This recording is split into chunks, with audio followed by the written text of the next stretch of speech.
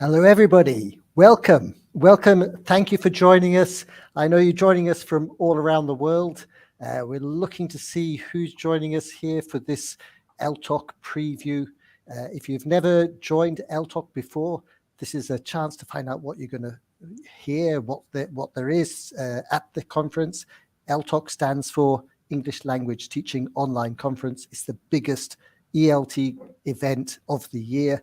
This is your chance to get to know a couple of the speakers. So first of all, let us know where you're calling from or where you're joining us from. Just go into the comments box. Let us know where you are. We'd love to see the range of people who are joining us. So just drop us a comment to say where you're coming from. First one from Nancy from Hi, Nancy. Hi, Nancy. Good morning. Hi, Nancy. Now, is that Oman? Is that part of Oman? I feel like I'm a bit ignorant. I'm caught out on that one. I'm looking for some of my favorite countries to come up, so I'm just hoping we're going to get some more from Earth. That's a fantastic country. One of my favorites, absolutely. KSA, another great country. Morocco, never been, but I would love to. Oh, a long time ago. NJ, New Jersey, I imagine, Daman, Kyrgyzstan, another place I'd love to go to. Argentina. Good ones. One of the best. All over. UAE. Wow. As well as Earth. Dublin, sunny Dublin. On a sunny day. I think that's wishful thinking. I'm Banbury on a very grey day. I'm Sunderland on a snowy day. Yeah, you've got snow up there. Oh, we've got more people joining. I feel like this, you kind of feel like you're experiencing traveling around the world, just knowing there's people coming from other places. Wow. Yeah, it'd be great to be in Crete right now. Colombia, definitely one of my favorite countries. Pakistan, another great country. Peru. Maya. So tell me, what are your favorite countries to have worked in, to teach, or to work in, Sarah? So I taught in France for a year as a student. Right. In the UK, when you do a degree, I did French and media, and I did that because I was good at French then. Maybe not so much anymore. And part of the degree is you have to go abroad for a year. And so I taught in a school in Perpignan, which I think Salvador Dali said was the center of the world or the center of the universe. But then my biggest teaching experience was in Taiwan. And I lived and taught in Taiwan for 7 years. Moved there in 1999. And I think that's an amazing country. It's got so much to do there. Great people, great landscape, great food. How about you, Jane? Where have you taught? Well, I've been a bit boring and I've just taught in Portugal and in one country. I mean, Portugal is not boring, obviously. Far from it. So I was there for 15 years teaching English to young learners. Right. But then I've been back in the UK teaching for the last 12 years. So, but I have done a lot of teacher training in different countries. We have the privilege of going around and doing extra work as well, which means I ended up going to China and Ukraine, and Spain and Italy, and it's just great when you can go out and meet people from all different countries, isn't it? And we've got Irina from Ukraine in the chat as well. So right, hi, you might have crossed paths at some point. I wonder. Yeah, and Mexico, Venezuela, fantastic range. Sudan, fantastic to see that you've joined us. So really the point of this session is to give you a chance to get to know what's going to be in at the ELTOC conference, which is the 17th and 18th of March, and your chance to register. I think there's a link in the description. If you look in the description, you can see a link for registration. So you've still got time. So here's just to give you an introduction, to introduce you to two of the speakers. And this particular session, we're going to focus on primary education. There's a block in the conference. There are 4 blocks in the conference across 2 days, and one of those is focused completely on primary. So that's going to be our focus. But in this session, it's also a chance for you to ask your questions. If you've got things that you'd like to ask to 2 of these experts, this is your chance to ask it. So don't be shy. Put questions in the comments if there's something you'd like to know, if there's something you've been wondering, or comments you'd like to make. Just type away, and we'll try to respond as much as we can and be interactive. So let me first of all introduce you to our 2 speakers. Well, first of all, Jane, do you want to tell us about yourself? Yeah. So I'm Jane Harding de Rosa, and I, like I said, was teaching English in Portugal. So I started over there back in the late 90s, and unfortunately nobody else wanted to teach. Hi, Patrick from Portugal. And no one else wanted to teach young learners, so I managed to take them all. And the reason I like young learners is it makes you just so creative in the classroom. And it was within a year of starting my career, somebody asked me if I'd do a session at a symposium sharing my ideas, because back then there weren't that many people teaching young learners. So I kind of got into doing lots of conferences for API. If you're in Portugal, that's the Portuguese Association of English Teachers, and International House, which is where I was working. We had symposiums every year. So I kind of got into doing teacher training through that. And then after 15 years in Portugal, I came back to the UK and worked at International House in Newcastle doing CELTAs and DELTAs, and have now retrained to become a primary school teacher in the UK. So right now I've got that experience of having 30 children in a class, not just small classes. Yeah, fantastic. What a range of experience. That would be really interesting to hear, what you're going to talk about. Sarah, do you want to introduce yourself as well? Yeah, sure. Thanks, Ben. My name's Sarah Rogerson. I'm the Director of Assessment at OUP. So I'm responsible for the different tests that we produce, like the Oxford Test of English and the Oxford Placement Test. And I've been in ELT since 1999, when I graduated and moved to Taiwan, which I've already mentioned, to teach there. And I taught primary and pre-primary in Taiwan for 7 years. And I think I always say don't tell OUP, and I'm among friends here, I hope. But I think it was the best job I've ever had, teaching a class full of like 3 and 4 and 5-year-olds who are just full of energy and full of joy and just want to learn. It was an incredible experience. I think my favorite part was exercise time, which we had to do every morning, where we got to do songs and dances with the kids and just, I don't know, be a bit crazy. So that was a lot of fun. And then after that, I, for some reason, decided I needed to get serious and grow up a little bit. And so I moved back to the UK, worked in FE. So I worked in further education in the UK. Really, really rewarding job, actually, because I worked a lot with refugees and asylum seekers and help people back to work from fairly horrific circumstances. And then got pulled into the world of assessment. So for the past 15 years, I think. I always get the number of years mixed up, so don't hold me to that. I've worked at Cambridge Assessment, or OUP, in the assessment world, doing tests and things like that. And so, yeah, really great to be here today, and looking forward to hearing from everybody. Great. Okay. And so, as I said, don't if any of this that we're talking about kind of triggers questions or ideas, don't hesitate to put them into comments. We'd really love to hear from you and to bring you into the conversation. So, Jane, you have a lot of experience with primary, lots of different contexts. So what did you feel you wanted to talk about at your session on the 18th, where I know you've got a session? What's it going to be about? Well, it's mainly about managing group work and pair work, because one of the most difficult things with kids is just managing them and getting them into groups, getting them to focus on what they're doing.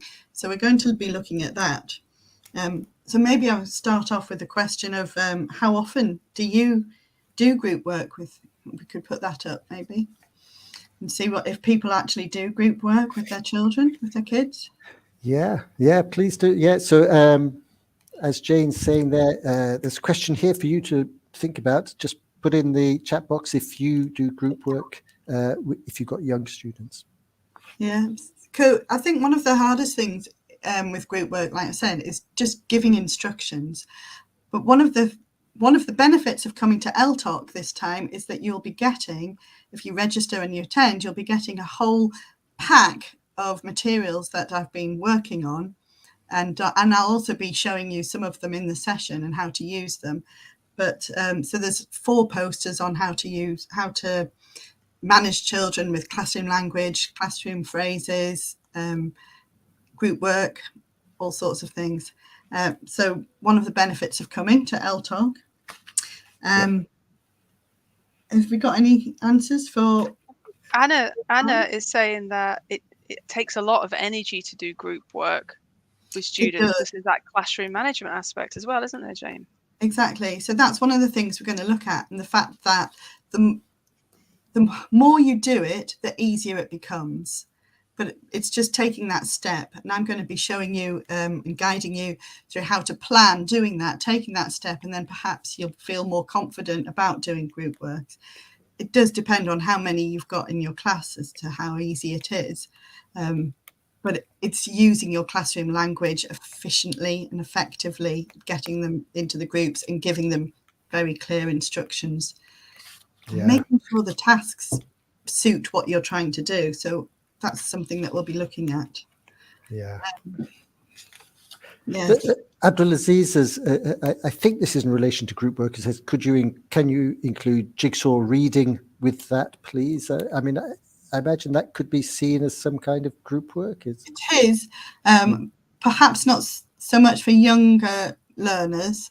I haven't included that. I have included a lot of material that come from Beehive, the new kids course series that OUP have got. So we'll be looking at different things like that, more communicative stuff, I think.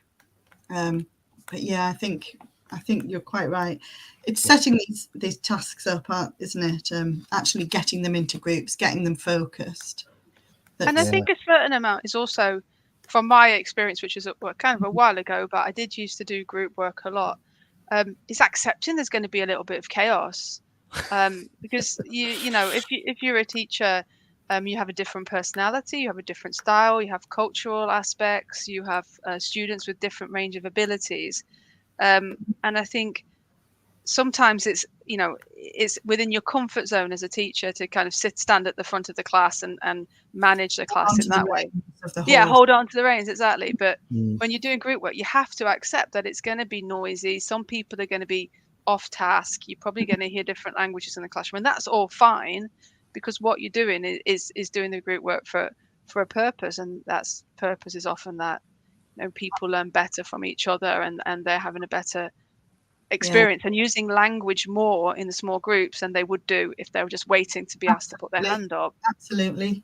And it's just being able to then, if you've let go of your reins, let go of the class, you've being able to pick them back up again and getting the children trained to know when to stop and look at you and come back as a whole class. That reminds me of my teaching days. I think it was like there was a chant that we used to do, and then as soon as that chant was finished, everybody was suddenly stood with their hands up, and the group work had stopped at that point. And it was just a classroom management technique to just absolutely. That's I haven't included those. I should do.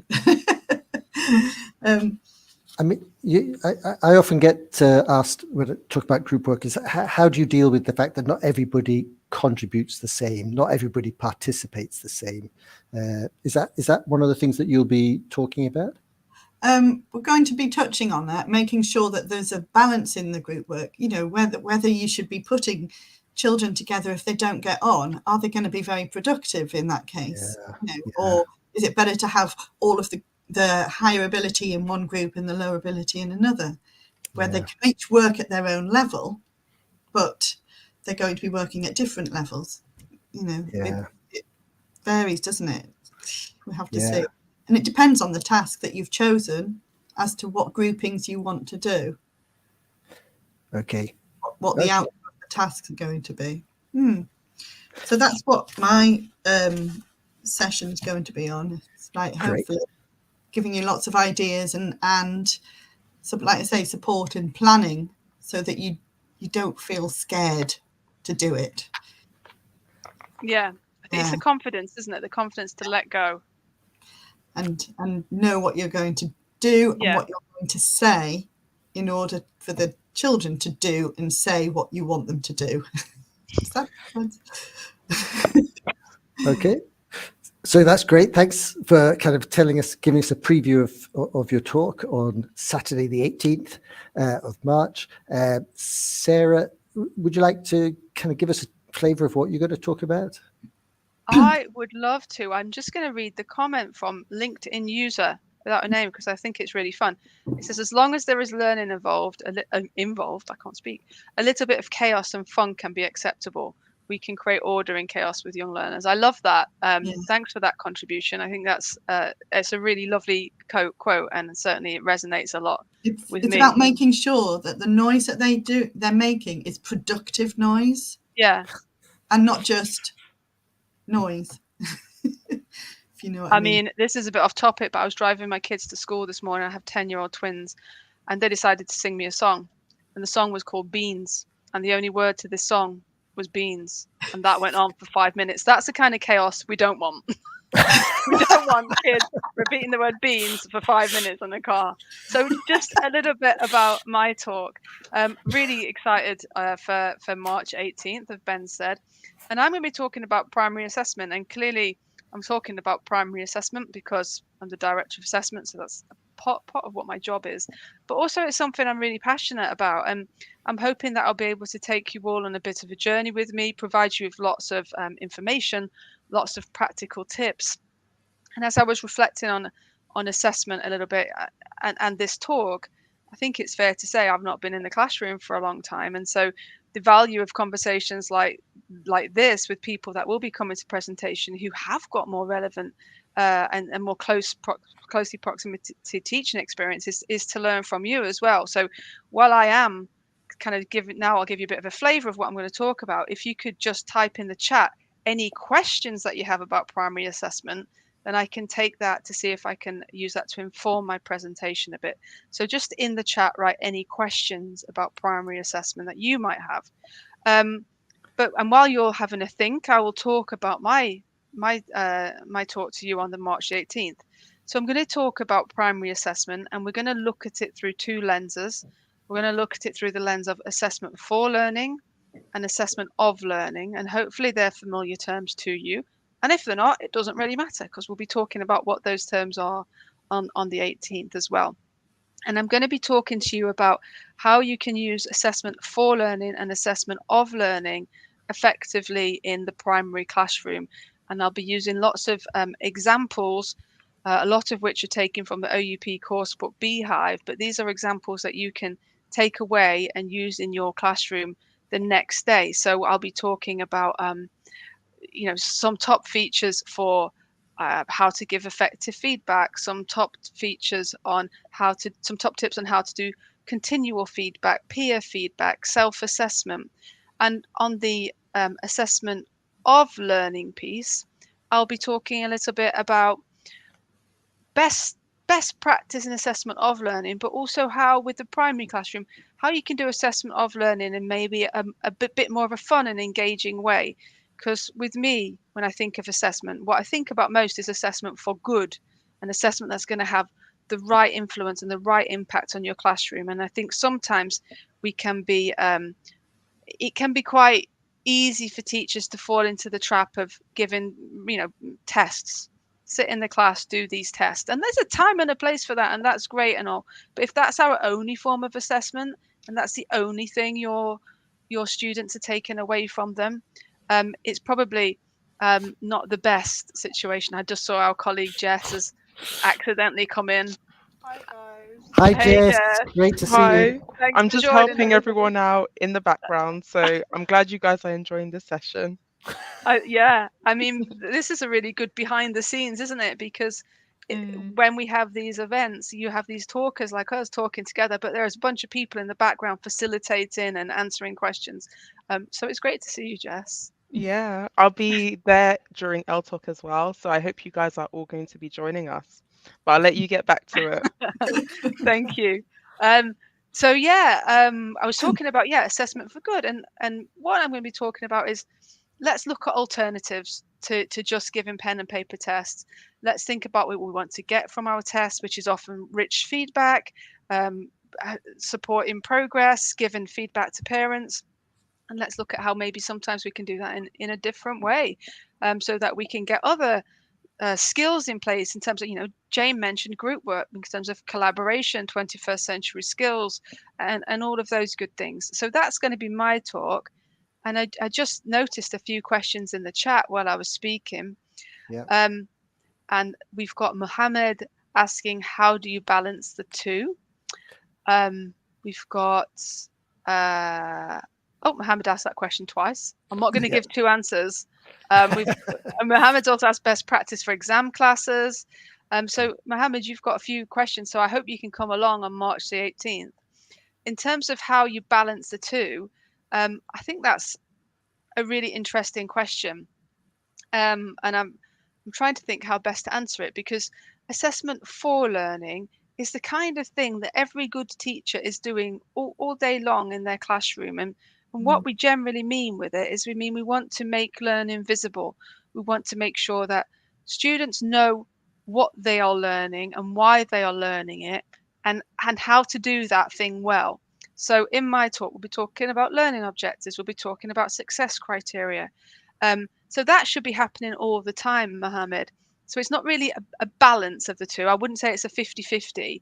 Assessment of learning is more a thing that you might put in at a regular interval when you're at the end of a period of study or at the end of a unit. You want to do a check on what your students have learned so far, and that might be in the form of a progress check, which is a kind of a reflective test of where you've come so far. So it's assessment of learning is often looking backwards at what you've taught so that you can know how well your students have engaged with that. Oh, and I see you've registered, Mohammed. So I'm really looking forward to seeing you on March 18th. And there's a question from Karam about how do you assess such speed. It's not really a completed question. So if you want to complete that question, Karam, I'll happily answer that question at a later stage. Ben, Sarah, what do you think about balancing those two, assessment of and assessment for? Yeah, I mean, I agree with you. I think perhaps, part of the thing behind that is that do you use the same kind of tools? Do you use a test to assess for learning and assess of learning? I mean, that's kind of one of the questions that I often have in my mind. I think particularly when we're talking about primary, I think the kind of assessment for learning is much more light touch. It's much more observational rather than, it's just getting students to do tasks and see what they're doing, taking the pressure off. Somebody said to me, test is a 4-letter word, and if you can avoid using those with primary school children, it's better. I love that. Yeah, avoid tests. And so, like you said, it is much lighter touch, but what we'll look at is some really good features and tips that you can use in the classroom to support assessment for learning with primary students. And it might be really quick and easy things in terms of self-assessment and peer assessment. So we'll be talking. I don't want to give too much away. Yeah. I'm assuming when you're doing that, it needs to then impact your teaching, doesn't it? There's no point if you're just going, okay, I've noticed that. It's got to impact the next lesson or the lesson after, and so on.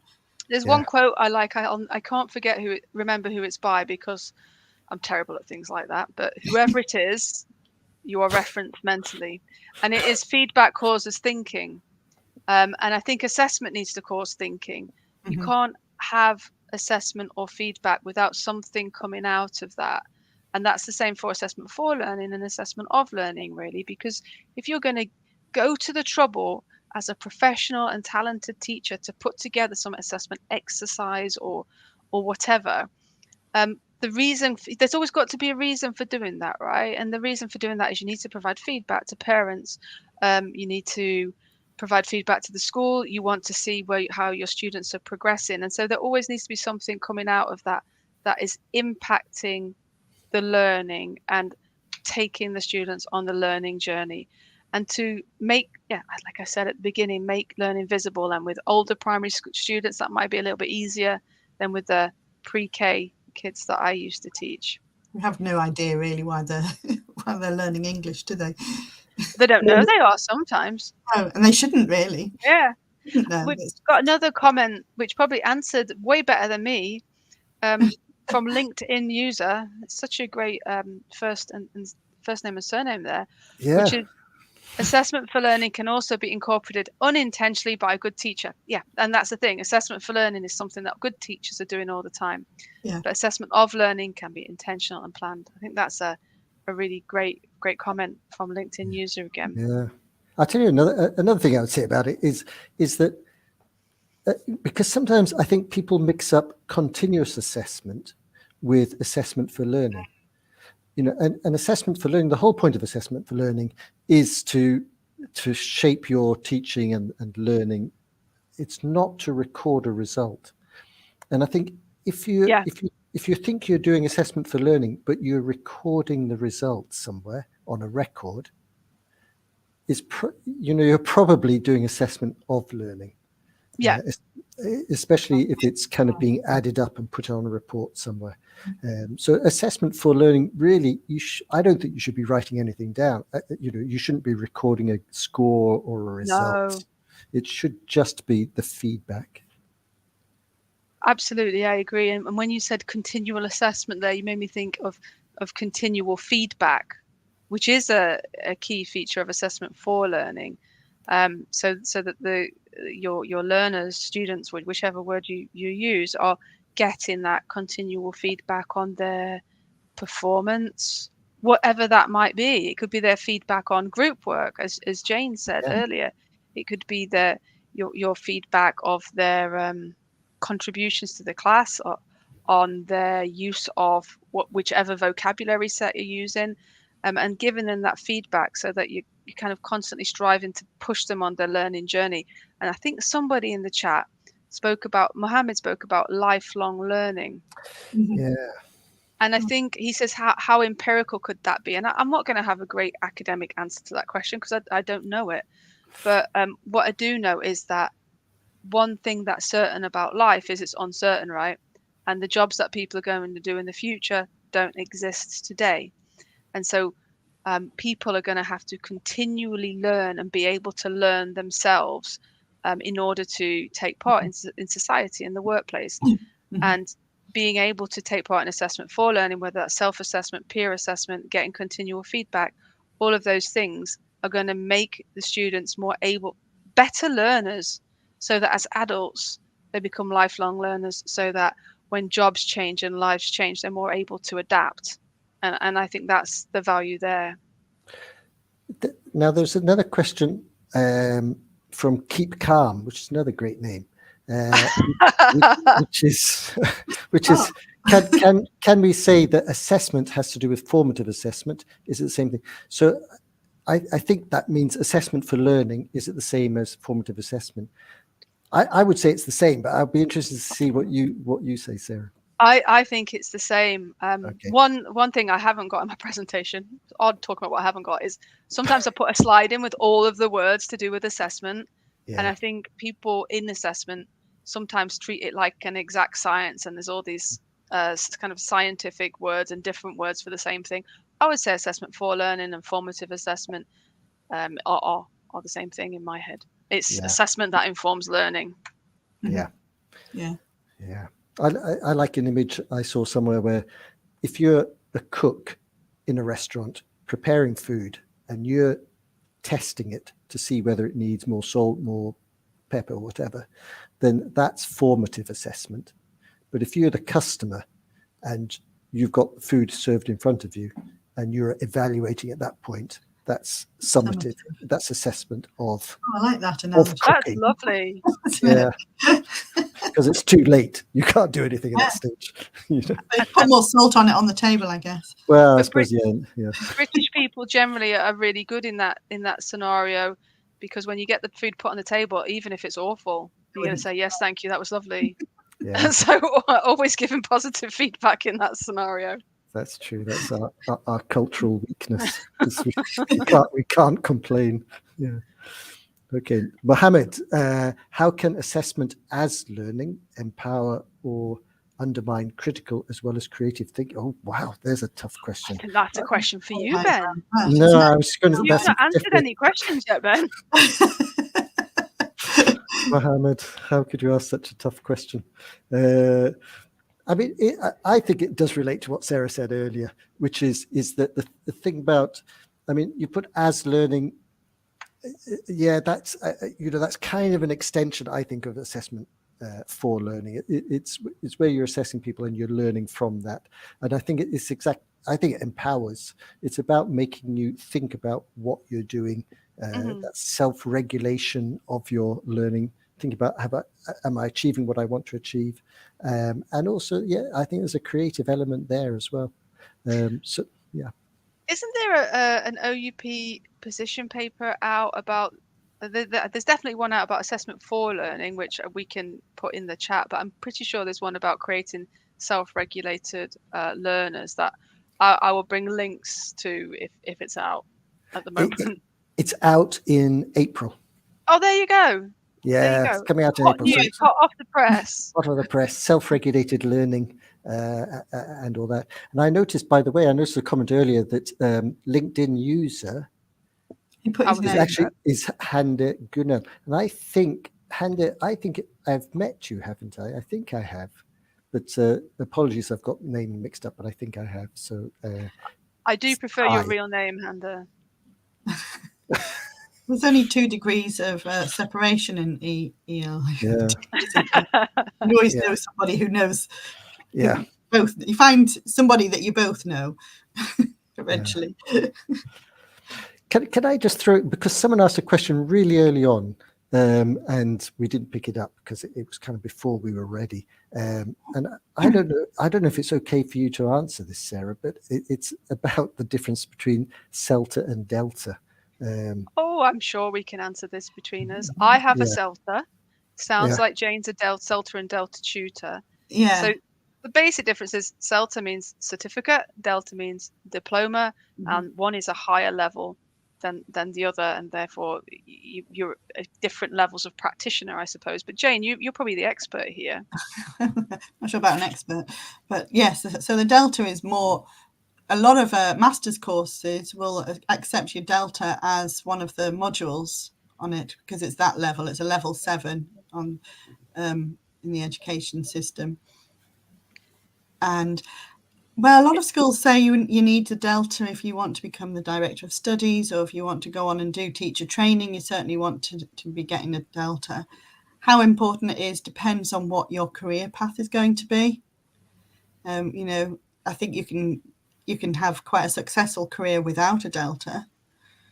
And it depends on the school that you're working for or the group of schools that you're working for. To be honest, I mean, I know we're Oxford and that Cambridge and Delta and CELTA are produced by Cambridge, but we're all friends. But CELTA was probably the most valuable learning thing I've ever done, including degrees and postgraduate, whatever. It was like an intensive month in Prague with really great tutors and I found it really impacted my teaching. It gives you loads of practical experience, doesn't it? And the Delta is just another step up from that. So you've still got a lot of practical experiences, 3 modules, and the second module is the actual teaching module. So you get observed teaching and you get feedback on your teaching. And I think that is so valuable. Yeah. So a lot of other qualifications, a lot of masters in ESOL or something, they don't watch you teach. They don't actually give you any feedback on your teaching. So, but like I say, it depends on what your career path's going to be and where you want to go with teaching English. I mean, I always feel, CELTA is, if you're in that world, CELTA is kind of a basic qualification. It means you're competent. But I know Delta is so difficult that if I see somebody has a Delta, I'm immediately impressed. I think they have sweated blood and tears to get that, and they deserve recognition. So Mohammed's just asking what qualifications you need to apply for a CELTA. You need to have an university entrance level of education. So in the UK, that means basically A levels or equivalent. You don't necessarily need a degree, but then once you've got the CELTA, a lot of countries will only take you. You'll only get a visa if you have got a degree. So it depends again on your career path. I put my hand up and say I didn't have a degree when I did mine, but I did then go on and do a master's. In a weird way of doing my education. That's great. You were a lifelong learner, Jane. That's why. Absolutely. Yeah. Absolutely. Okay, I'm picking up another question here from Karam. How can we assess slow learning and its impact on effective teaching? So, I mean, what I read into that is the fact that we actually, we're quite slow to learn. Learning isn't always immediate, especially kind of longer term learning. And so it can be difficult to assess that. And then, the impact of that on deciding what's effective teaching. Is that something you've ever given thought to, Sarah? No, I don't think I have. I'm happy to give some thought to it and try and come back with a better answer. But to be honest, no, I've not really thought about slow learning. It's quite difficult, isn't it? If you've got some students in your class who are slow learners, they need more time, they need more input on something, and the rest of the class, it does affect your teaching because you feel like you can't move on, or you feel like if you move on they're then going to miss out and stuff. So it's making sure it's talking about sort of mixed ability. Oh, I thought slow learning, I thought it was a term that I hadn't heard of, to be honest, but I don't know, maybe yes, it's not a term I've used. If you're talking about mixed ability classes, Karam, then if you are, then there are probably different talks about that at different points of time, and there's lots of tips that are out there about how to differentiate learning and provide that differentiation. But I think maybe that's what you're talking about. I just thought I didn't know what slow learning was. Yeah. No, it's. I was guessing as well when I said I thought it was, because there is always this issue, isn't there? That you teach something, you kind of check whether they've learnt it, and then a month later they've forgotten it. Because there's a kind of process. We know this that learning needs to be reinforced in order to recycled. What's it called? Terms gone from my head now. When you kind of repeat learning in order to get it into your long-term memory. Okay, so there's. So I'm just going to quickly say Soleil Parvez, because there's another question about CELTA Delta. I think if you got an MA in ELT, CELTA and Delta are not essential, but you certainly can. On the contracts you're going for. If they've asked for a CELTA, then you need a CELTA, don't you? Yeah, but probably not essential. But you would be in a position to do them. Yeah. And there's lots of information on the Cambridge website about CELTA and Delta. So we're probably not the freshest with some of that information. No. I mean, we're from Mox. There is this other university called Cambridge somewhere. Is there? Oh yeah. Yeah, small, younger one. I'm not sure where it is. Yeah. Doing other things. But there's definitely lots of information on their website. So definitely check that out if that's an area that you're interested in. I'm going to pick up. So we're kind of focusing on assessment. Assessment is really clearly a subject which is really important for people. So Mohammed has asked a really good question. How can we assess our assessment? How do we know? How do we know if we've got a good assessment or not? That's a really good question, isn't it? It's a great question, and I'm going to treat it. If you can hear dogs barking, I'm sorry. There's a don't worry. There's a dog. So in terms of assessing your assessment, I'm going to treat it as assessment of learning, and I think it very much comes into the design of the test, and this is a bit of a behind the scenes kind of answer as well, because where I come from, it's the world of kind of certificated assessment.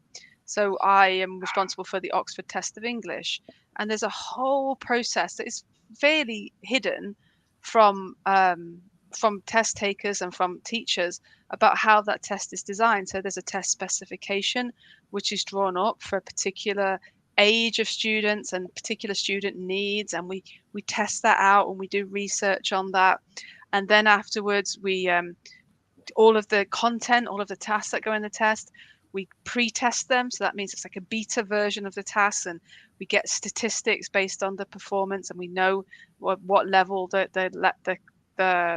tasks are.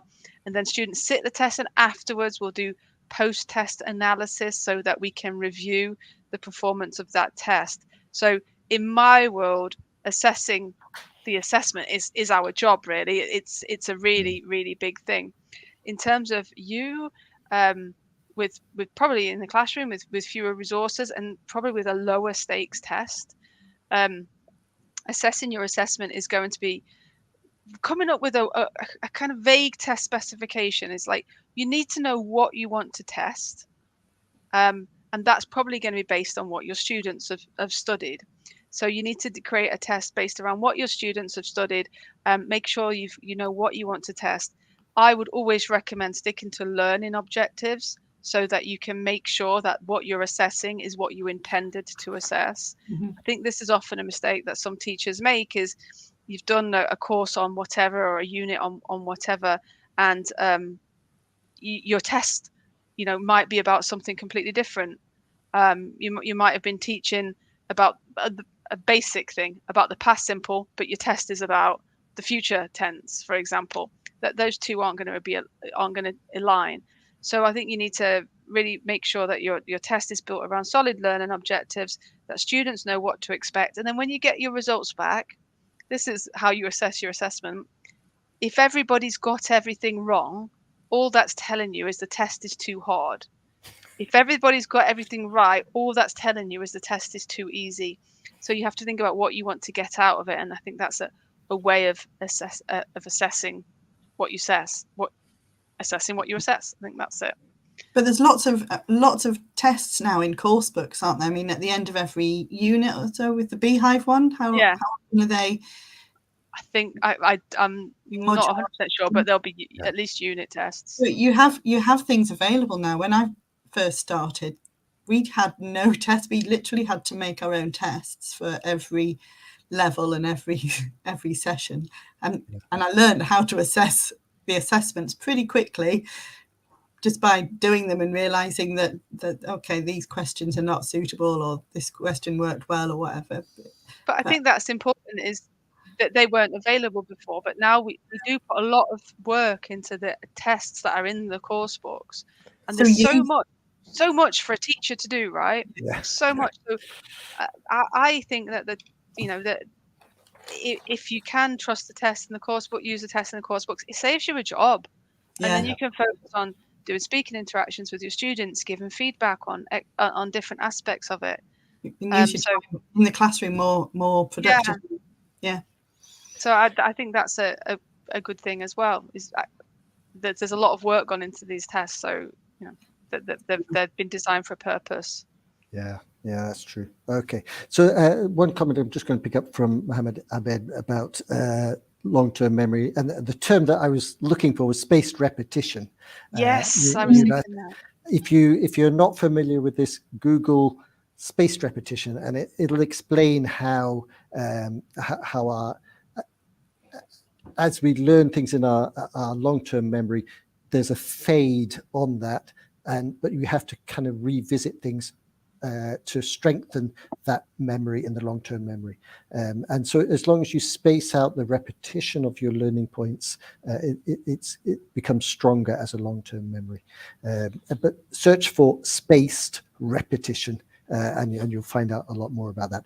I think we're getting close to concluding this. I think we've covered a lot of ground.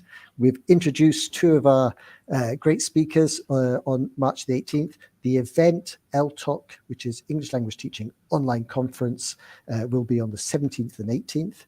There's still time to register. So register. You get a certificate for a day where you attend a talk. You don't get a certificate for today's live stream, which is just an intro, but for the actual events, you would. And if you also get that classroom pack that I keep talking about, which the classroom management pack, which not only has all these posters, there's a whole set of flashcards, in classroom instruction flashcards as well, which will help you deliver your instructions and for the kids. Plus, there's an impact and implementation document for each of these posters. So the impact will tell you why you should be doing that, and the implementation gives you the ideas on how to use these cards. Sounds amazing. These posters. Plus, there's another document which is the top tips of teaching young learners. So it's all. I'll be there.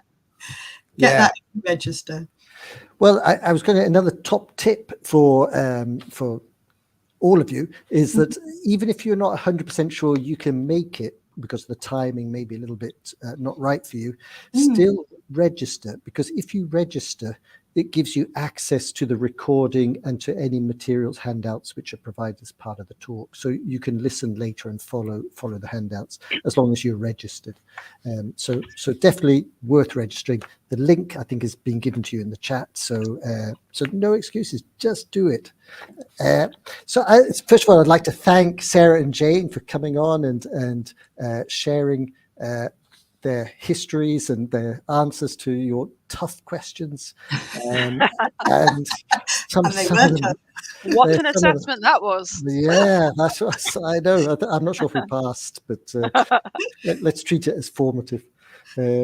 And so also I'd like to say, if you enjoyed today's session, then please like it. If you loved it, then love it, and share it with anybody who you think might be interested. Give them the opportunity to think about whether they want to join us on the 17th and 18th of March at ELTOC.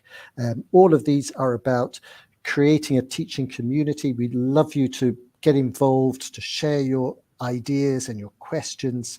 But also, if you want us to talk about something which isn't in the plan, just let us know. Tell us what you'd really like to learn about, and we'll make sure that a future ELTOC is covering the topic that you're interested in.